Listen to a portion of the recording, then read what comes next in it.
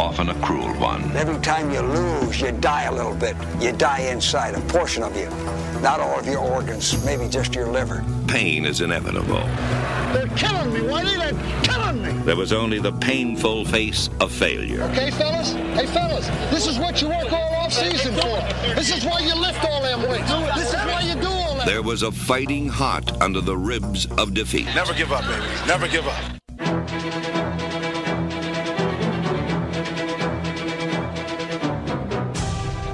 Hey, because football season never ends.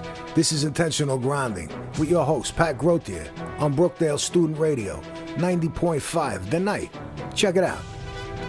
Welcome back, everybody, to another week here at Intentional Grounding. I missed you last week. We took a little break, but now we're back. And guess what? Tomorrow is kickoff. It is back, and we are back to normal. No more Sundays for the next 4 months without football. So very excited about that. Of course, we'll talk about that a little bit later. The kickoff game being Denver and Baltimore. Couple things that, as always, that couldn't put into the show that just came up. A couple minutes ago, I had an update on my phone from ESPN. Aaron Hernandez was found in a video at the same club with the victims of the 2012 killings, which they had just found the gun in. So, he's no pun intended, he's shooting himself in the foot every turn. So, what else is going to happen with that? Who knows? We'll keep you updated on that, but we'll get right into 5 minutes. Or actually, last week, when we last spoke 2 weeks ago, I was giving fantasy advice. I'm sure everybody's drafts are over by now, but it's never too late to change your team name. That's one thing we had missed. I was running a little short on time. I always have a guy behind me, so I didn't want to hold his show up at all. So a couple fantasy names that I found, just some general advice on fantasy names. Be as funny as possible, and if you can't be as funny as possible, go for being as offensive as possible, because either way, you're going to get a laugh out of somebody. Never want to go with the usual ones. If you're a fan of the show The League, about 1 million people have the same team name as, password is taco. If you're a fan of that show, you don't want to, do any kind of play on words with the abbreviation of touchdown, any dirty words like that. And it's all played out. But I saw a couple good ones. These are I didn't make up any of these, but I did see a couple good ones through different websites and ESPN, different blogs and things like that. A little playing on names is one of the biggest ones. Every Day I'm Rustling for Russell Wilson. Will Fork on First Date. Last year I had Revis and Butthead with Darrelle Revis, but now, since the whole debacle last year, there's Revis and Butt Fumble. There's the Blair Walsh Project, the kicker from the Vikings, RG3 and out. And if you are a Game of Thrones fan and you happen to be in, maybe a League of Thrones, there's the White Welkers. If you remember Daenerys Moore, who's a wide receiver for the Oakland Raiders, there's Daenerys Targaryen, and then the Mad King Aerion Targaryen, play on words with Arian Foster's name. So there's my little advice on fantasy names. Like I said, most leagues you can change them anytime. So if you got any good ones, go ahead and switch them up. We'll get back into 5 and out here. A lot of people, this is something that kind of I didn't really pay much attention to while it was going on. I didn't see it reported much until the settlement was agreed to. The NFL Players Association will receive a $765 million settlement from the NFL in a recent concussion suit. The players sued the league for allegedly concealing a link between football and brain damage. The suit ended up in court-ordered mediation after the judge told the NFL Players Association's attorneys that the majority of their case was in, quote, real danger of being dismissed. The NFL will pay the $765 million plus all legal costs, but they will admit to no wrongdoing. $675 million of that is going to go to former players and families of deceased players who suffered a relating injury. Individual sums are capped at $5 million for any players who suffer from Alzheimer's, $4 million for any suffering from CTE, and $3 million for any player suffering from dementia. Other money is going towards testing and further research so this doesn't happen again. The thing that I didn't, and you saw a lot of fallout from this afterwards. A lot of the guys from the Players Association, whether it be current players, recently retired, or retired for a long time, very critical of the sum that was given. Kevin Mawai, who was a former center for the Jets, he played for many years. He's one of my favorite players. He was also the head of the NFLPA at the time when he was playing. he said he put up a figure that Roger Goodell actually shot down today, who Roger Goodell, of course, being the commissioner, is going to back the settlement. That's a given. But he actually put up a figure that said by 2025, I believe it said the NFL is going to have a proposed $25 billion in revenue. And, of course, Roger Goodell shot that down. I have the article up over here.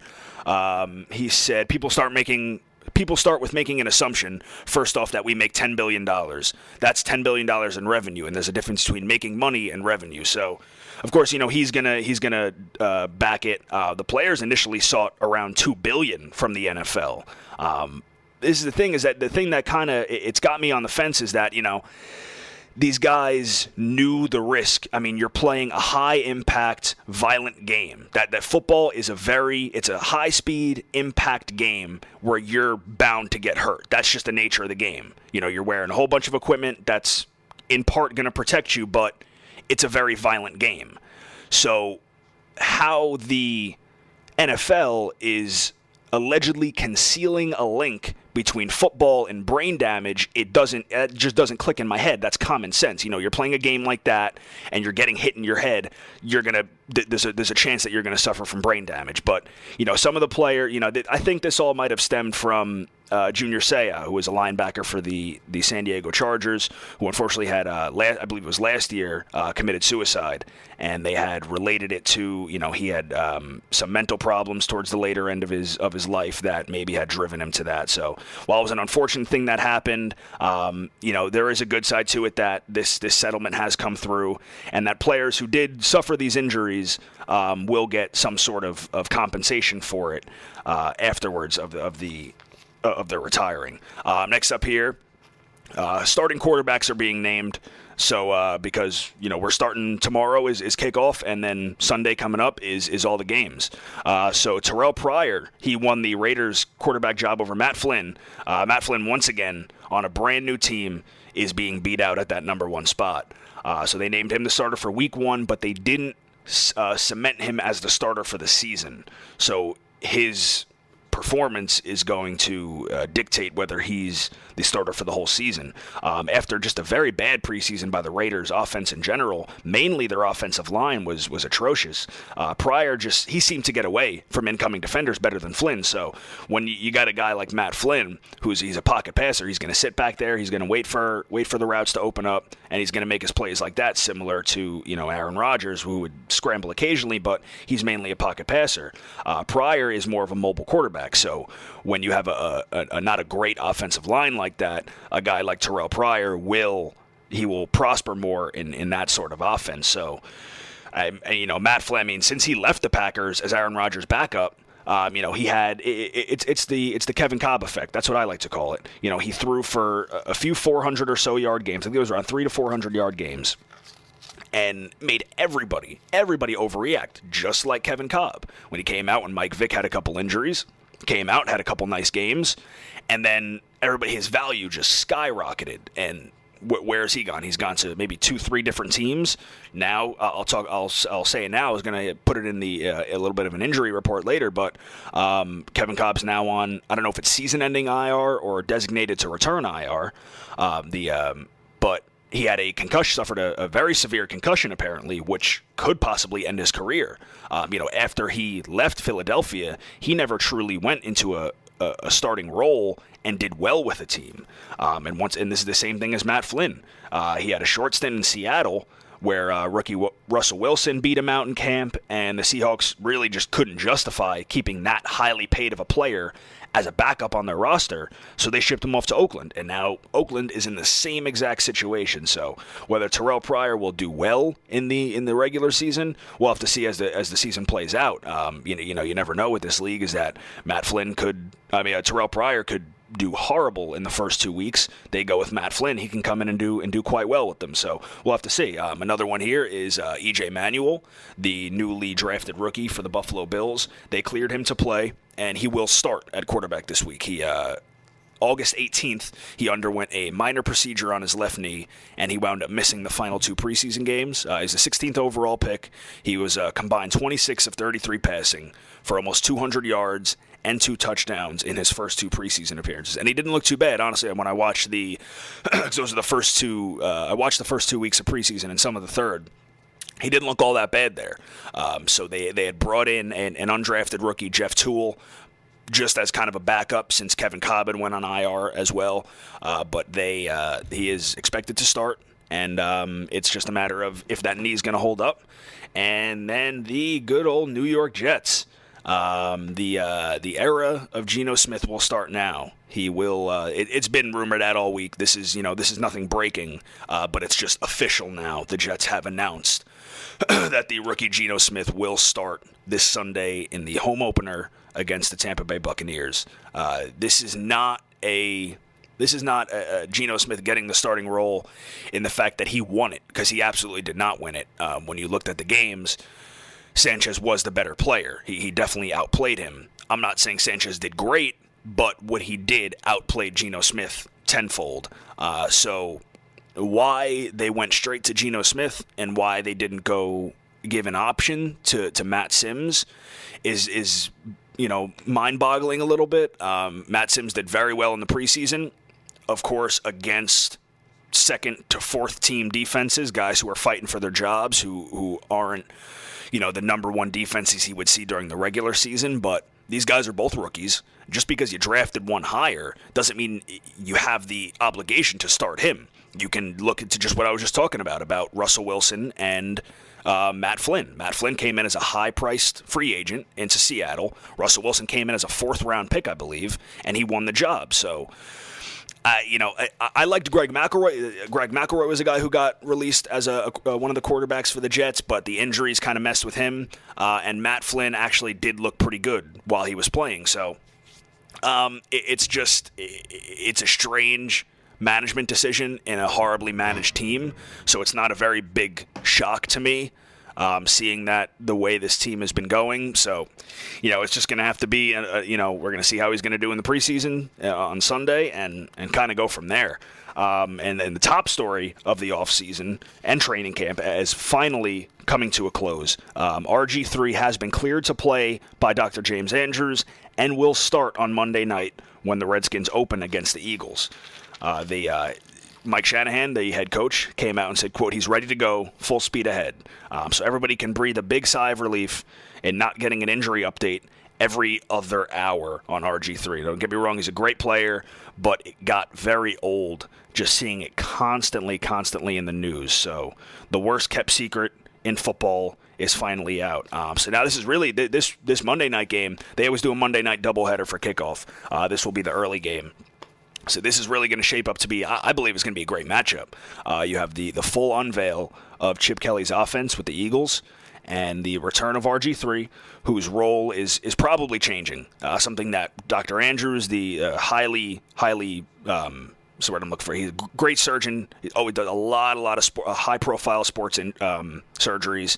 He did Adrian Peterson's. He's done, I know, a couple guys in baseball as well. He urged the Redskins to change his role.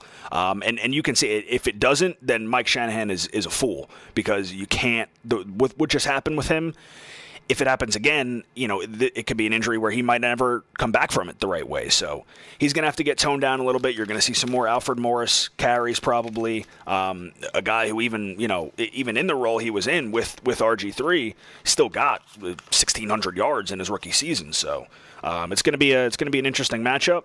Next here is Andre Brown. This one's unfortunate. Giants running back suffered a broken leg again. Second year in a row, he fractured his left leg. He suffered the broken leg in the second quarter of the final preseason game versus New England. He said, quote, it's not that bad of a break, according to the New York Daily News. Said it's just a tiny crack, not that serious, no surgery required. So they just reported, actually, I believe yesterday, that he is expected to miss 4 to 6 weeks. This puts David Wilson firmly in the number 1 spot, which he was basically going to be there anyway. But it just seems like since Ahmad Bradshaw and Brandon Jacobs were there, for the past, since the 2007 Super Bowl run and all that, Giants had just been plagued with running back injuries. They had a nice thing going with these two. It was going to be similar to the way when Bradshaw and Jacobs was there. You had David Wilson kind of looking like Bradshaw and Andre Brown kind of looking like Brandon Jacobs with the power back who could punch it in. So they're going to miss him for a little while, but they're not expecting him to miss the whole season. They're not putting him on the IR that's going to end his season. I believe they're putting him on the IR's injury reserve. There's two different types of ones. There's one where there's IR designated to return and season-ending IR. IR designated to return means that you can come back after week 8 if you believe you're healthy. If you're cleared by doctors, you have the ability to come back in the 8th week of the season. Season-ending IR is exactly what it is. You can't play for the whole season, but you're still a member of the team, basically. And then the last one up here, this was kind of a strange one. A strange marketing campaign that the NFL did. They hung a huge banner of Joe Flacco on Denver's Mile High Stadium in preparation for tomorrow's kickoff. So right next to him is Broncos quarterback Peyton Manning. But having Flacco hanging on the other side has drawn outrage and confusion from a lot of the fans and players alike. Peyton called him strange. Fans have started online petitions. The Broncos initially resisted it, but were eventually and expectedly overruled by the NFL, as always. The man flying on that huge banner feels the pain of the Denver fans. Flacco came out and said that he thinks it's all deserved. Not against him, which I do agree with, because he had no choice in it. It's not like he said, yeah, you know what, that'd be funny, put my banner up right next to Peyton's on their stadium. He didn't have a choice in it. It's something that the NFL did. He said he and the city of Baltimore would probably feel the same way if there was a huge Peyton Manning banner flying, over at their stadium. And then the NFL came out with their usual PR response, saying that we appreciate the fans' passion and their desire to protect their team, but think of this game as more of an opening ceremony, a celebration of the new season for the entire league. The game will be viewed by an audience of millions and reflects the opening of the season. There will be similar banners hanging in Baltimore at the events there next week as well. I'm not buying. I think it's a stupid idea. I don't understand why they would put that up there. If you're going to put anything, put up the team's banners. Put up Peyton Manning and Demaryius Thomas or something. Because I know if I was going to a Jets game and I saw a big banner of Tom Brady hanging up there, you best believe a bunch of Jets fans are probably going to try to make a human ladder to pull that thing down. Because that's just, I would see it as disrespectful. I completely agree with the fans of the Broncos. This is a team who came in and beat them in the divisional game last year to get on the road to the Super Bowl. They got a lot of hate for these guys, so I don't agree with it. That was 5 and Out there. We're going to take a quick break. When we come back, we're going to be doing, I'm going to tell you all about the 53-man roster cuts. That's what happened this week. Everything is now down to the final roster that will go into the season. So we'll talk about all the cuts, pickups, injury report, everything like that. We come back in about 4 minutes.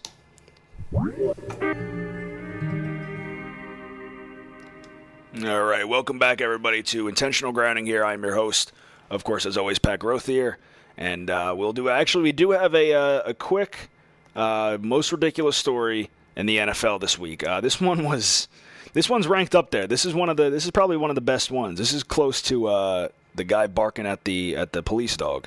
The Colts got to reset their days since player last arrested result here. The Colts rookie safety John Boyett was arrested early Monday morning on preliminary charges of disorderly public intoxication and resisting law enforcement after an altercation with police. This is what Boyett repeatedly told the officers, according to the Indianapolis Star, which cited a police report. He said, "You can't arrest me. I'm a Colts player." Over and over again, he kept saying that. "You can't arrest me. I play for the Colts." Later threatened a police officer, according to the report, saying that he was going to come back and break his jaw. So that just, and he can't use, he gets arrested again. He can't use that excuse anymore because they just cut him. So he's gonna have to find up a different one now if he winds up doing that again. Colts have actually, this is very strange for an organization that's usually, to the best of my knowledge, is usually a very, a clean organization. They're very under wraps, sort of like the Patriots. The owner keeps everybody in like a tight knit kind of group. They've suffered a lot of off-season issues with DUIs and other things in the news with their players. So Colts didn't respond to any request for a comment, but I just found that ridiculous that he just kept saying, "You can't arrest me. I'm a Colts player." We'll get into the 53-man roster cuts, pickups, injuries, everything that happened. Basically what happens is every year you'll go into the initial training camps and everything. There's usually about 80 or 90 guys on the roster, I think, maybe even some more. That's where you're getting pickups that you just had, free agent pickups, draft picks, undrafted free agents. You're trying them all out throughout the offseason, putting them in different roles, seeing where they're going to fit on the depth chart, if they're going to make the team, if they're not just right for the team. And when you go into the regular season, you have to cut it down to a final 53-man roster. So there's 53 guys that are going to go into the season with you. So they made that cut, I believe it was Tuesday, was the final cuts were due. The most notable ones that I saw right off the bat, of course, everybody's favorite backup quarterback is Tim Tebow. He was the quarterback for the Patriots for a short time. He was cut shortly after the decision to put Rob Gronkowski, the tight end who was underwent some surgeries this offseason. They put him on the final 53. So, right when I saw that, I was sitting at work. I get the updates to my phone. I'm talking with another guy who I talk with football a lot. I see Rob Gronkowski is getting put on the 53-man roster. And I called this a couple weeks ago. I'll pat myself on the back. I don't do it a lot, but I'm patting myself on the back on this one. I called this, right? A couple weeks ago, I said it, I believe, on the air, that if Gronkowski is going to be put on that 53-man roster, not on the PUP list, the physically unable to perform list, which would limit him to come back until week 6, that Tebow's job is very much in jeopardy because that's a valuable roster spot that Tebow is not a very, very valuable player to fill it. So Tebow, he was expected to clear waivers, which he did. So no teams, basically when you get cut, you'll go through a series of it's called the waiver wire. You'll go through the whole thing. Every team has a chance to pick you up, and nobody did. He doesn't seem like he's really going to draw any interest. There's some reports coming out. I believe Ian Rappaport said something about that. He really had a bad preseason until the 2-touchdown finale he had versus the Giants, where he rallied and won the game for the Patriots. But of course, he keeps saying he doesn't want to play in the CFL. And like Warren Moon said when the Jets initially dropped him, and then there was the whole Tebow watch then of where he was going to go. Warren Moon, who was a great NFL quarterback and passed for also a lot of yards in the CFL, which is the Canadian Football League, their field is set up different. I believe it's wider and maybe longer. I'm not positive. I know it's definitely wider, though. But Warren Moon doesn't believe he could play in the CFL. He doesn't have the strength for it. So expect either, Tebow to come out with some books or be a motivational speaker or, Tebow, a football life, praying for a chance. I don't know. Jonathan Dwyer, running back for the Pittsburgh Steelers. This was kind of a shocker here, I think. Especially after the injury to Le'Veon Bell, their rookie running back. They're putting all their eggs in the Isaac Redmond basket. They just named him the starter. And also they just traded for Felix Jones. So they must be satisfied there enough to let Jonathan Dwyer go. Jonathan Dwyer, a guy I could see, possibly maybe drawing some interest from the Giants who had just lost Andre Brown. Looking for maybe a veteran running back to fill that spot for the next couple weeks. Greg McElroy, I talked about earlier. The injury is really what cut him short. It's a shame. I thought when he would play last season, you didn't see much of him this season, but when he did play last season, he did look pretty good. He had some good presence in the pocket. He had a good arm. I was always disappointed that he was never fully in the quarterback competition this year. Rex and John Idzik and everybody straight up lied saying it was an open quarterback competition. No, it was an open quarterback competition to Sanchez and Geno Smith. The other guys barely had a chance. Sims prospered from his injury, and he got his roster spot. But really, it's a damn shame that McElroy got released. I believe he's on the Bengals now, actually.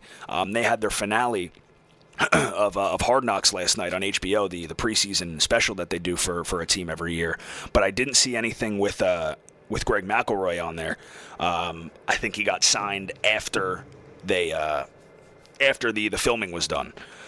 Tony Moyaki, tight end for the Chiefs. You may remember that name back in 2010 or 2009 when he made that crazy one-handed catch in the back of the end zone and then kind of disappeared after that. That was his rookie season where he put together a pretty good season for himself. And then just injuries, string of injuries just, really, really killed him. So the Chiefs did wind up releasing him. Jimmy Clausen, remember that name, huh? That one's kind of a blast from the past, too. He was taken in the second round of the 2010 draft, and he just never shined like he was supposed to. Highly regarded coming out of college, out of high school. Also did pretty well in college with Notre Dame. The he was picked up to replace Jake Delhomme when he was still on the Panthers, but he just never came around. You know, when I got that update on my phone, I was shocked. I completely forgot that guy was still in the league because Cam Newton, they drafted him the next year, and he just shined. He came out and did great and made everybody forget Jimmy Clausen even existed. Another quarterback here, Vince Young, he was released by the Packers after getting another shot at, you know, it was something that I saw. I didn't read into it, but I saw a report of the GM, Ted Thompson, of the Green Bay Packers saying that it was his fault. I didn't read into it, so I didn't see why he said that. But the Packers wound up picking somebody else up. Braylon Edwards, wide receiver, he got released by the Jets once again. I just couldn't impress on a team that they're chock full of receivers there. I mean, I'm not saying they're great talent of all those receivers that they have, but they did have a lot of guys trying out for receivers there. I mean, I liked him on his last run with the Jets, but I don't know about this season. He didn't really do all that great this season. Whether he's going to get picked up by anybody, that's, you know, you're going to have to see, but I doubt it. Antoine Winfield, cornerback for the Seattle Seahawks, 14-year veteran who was always a great corner, very underrated. He played for the Vikings for most of his career. The Seahawks, you know, he's just a victim of the Seahawks just having such a deep roster. But he also, after he was released, he did announce his retirement from the league. Leslie Frazier, the head coach of the Vikings, said he would welcome him back, but he did decide to retire. A couple other notable ones, Austin Collie, a wide receiver. He was with the 49ers this season, man who's suffered from a string of concussions. Joe McKnight, running back for the Jets. He actually worked out for the Packers the other day. I don't know what came of that. Leon Washington, a guy who I always loved when he was on the Jets. I hated to see him go, and I know that John Idzik won't sign him because he's trying to go for the youngest team possible and completely rebuild. He was signed with the Leon Washington being signed with the Patriots. John Connor, the Terminator. It was the big old storyline of Hard Knocks when the Jets did it. Fullback for he was with the Bengals, and they let him go. Surprisingly, they if you were watching Hard Knocks at all this season, it was a battle between him and another guy who was a tight end who was transformed into a fullback, and the running back coach there really took a liking to the guy. Orson, I can't remember his last name. His first name's Orson. I keep thinking of Orson Welles, the author, but he got the starting job over John Connor, and he's, you know, without a job again. And the guy's an animal too, so, you know, seeing him not get signed anywhere would be kind of shocking. Robert Meacham, wide receiver of the San Diego Chargers. This was a big money mistake for them. I don't know what they did wrong, but they messed up. Somebody messed up big over there. They got to pay him a lot of money, and they're going to have a lot of dead money. Some kind of paperwork or accounting error or something they did wrong, and they owe him a lot of money for releasing him. So those are all the cuts that had happened. A couple signings. Jets signed Brady Quinn after his release from Seattle. Jets had signed a backup quarterback from the Packers, Graham Harrell. They released him, signed Brady Quinn. This is what's making me wonder, up until today, where they finally released a timetable for Mark Sanchez's return, saying that he could possibly come back in Week 3, that the Jets were hiding something on how bad his injury actually was. Because, you know, every question that was asked to either Rex or Idzik or Woody or Sanchez or whoever was answering the question about Sanchez's injury, it was so vague. You can never get a real answer out of them. You can never get a timetable of his return. They kept saying day to day. But I 100% agree to Rich Samini, who's a Jets beat writer on ESPN. They were hiding something. They were absolutely hiding something, whether they were going to put him on IR, whether they were going to cut him, whatever they were going to do. Something was a little bit sketchy about that. But they have Brady Quinn now. So, you know, why they would get, I'm not going to question them anymore, because every time I do, my head starts to spin. The Bills signed Jim Leonard. He's got the Mike Pettin connection. Mike Pettin used to be the defensive coordinator on the Jets, now the defensive coordinator on the Bills. He was coached by Mike Pettin. Jim Leonard is safety over there. And Seneca Wallace, he was who the Packers picked up after Vince Young was released. San Francisco was the home of Seneca Wallace this preseason. They had released him. Then there was some reports saying that he wasn't going to play anymore, but he shot that down, obviously, by joining another team. And then a couple injuries here. Jonathan Cooper. This one was pretty rough for the Cardinals. He's the guard they picked up in the first round. They placed him on season-ending IR. He will miss the entire season with a broken leg suffered in the preseason, so a little bit rough for him there. Gronkowski is day-to-day now. They're listing him as day-to-day. He suited up in a light practice. It was uppers only, just shells, just wearing helmet and shoulder pads, no real contact. And, of course, like I said earlier, with the Tebow release, they are not putting him on the physically unable to perform list. So they are expecting him to come back sometime within the first 6 weeks. So if you did early drafts, because some people do, and you got Gronkowski late, then you might be lucky. Because if he comes back and he come back in his regular form, then that's going to be very valuable. I said earlier, Kevin Kolb, the other quarterback for the Buffalo Bills, he went on season-ending IR with a concussion, and it's possibly a career ender. They're saying it's very serious. Then injury updates as well. Just Ed Reed, veteran safety, who was a part of the Ravens for the Super Bowl run last year, now on the Texans. He is coming off the physically unable to perform list. And then Santonio Holmes, the Jets wide receiver, his progress is coming along. I don't think they're going to try to rush him into a week 1 start because I don't think it's really needed. But he's not expected to really miss a ton of time. D. Milliner, who's the first-round pick for the Jets, their cornerback, he will be ready for the opener. Quentin Coples is out. That's no surprise there. They released his timetable a couple weeks ago in the Jaguars game. Victor Cruz, he returned to practice, wide receiver for the Giants, after he suffered that bruised heel. It looks good for him to be starting in the opener. Like I said a couple weeks ago when the injury first happened, they don't think that he's going to really miss an extended amount of time. E.J. Manuel, like I said earlier, is back, fully participating in practice, and Doug Marrone did make that decision to start him. A couple roster moves. Ronnie Hillman will get the starting running back job in Denver with rookie Monty Ball starting as the number 2, and hometown Noshawn Moreno rounding out the list in the 3rd spot. You could see him possibly in a little bit more of a catching out of the backfield kind of a role, but anybody who did drafts early as well and maybe went too high on Ball is probably going to regret it now and probably scramble to try to pick up Ronnie Hillman if anybody didn't already, kind of vulture him. Dolphins, they listed Lamar Miller as their starting running back, so anybody who picked him up should breathe a sigh of relief that he will start. He won the job over Daniel Thomas, who had a pretty poor preseason, but I think 2.7 yards per carry, so he didn't really impress. Lamar Miller did pretty well over there. And then Geno Atkins getting his big money deal. He got a 5-year extension worth $55 million. He's going to get $22 million in the first 6 months of the deal. And then Brian Cushing also just signed his deal. I can't remember the term. I think it was 6-year, 50-something. I didn't write it down because it just happened so late yesterday. Let me see if I can find it here. No, I don't see anything. But yeah, he also got some very good money there. And then let's see what else we got. Yeah, kickoff preview. We'll get into the tomorrow. Like I said, very excited about that. We have a rematch. Like I said, I did if you guys remember, back, I think this was week 7 of this show, maybe? I can't remember. But at the time, I remember I just looked at my notes last night when I did the whole preview of week 1 and I predicted all the games. There was 57 days until the season started then. So, we've come a long way here. So we're going to look at the week 1, the kickoff preview here of the game tomorrow night. We got Denver versus Baltimore at 8:30 p.m. on NBC.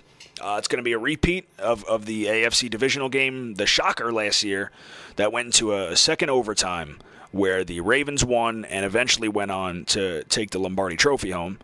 Denver added Wes Welker to their weapons on offense, but did lose a lot on defense in Elvis Dumervil, who went to the Ravens, and Von Miller to a 6-game suspension to the league's substance abuse policy.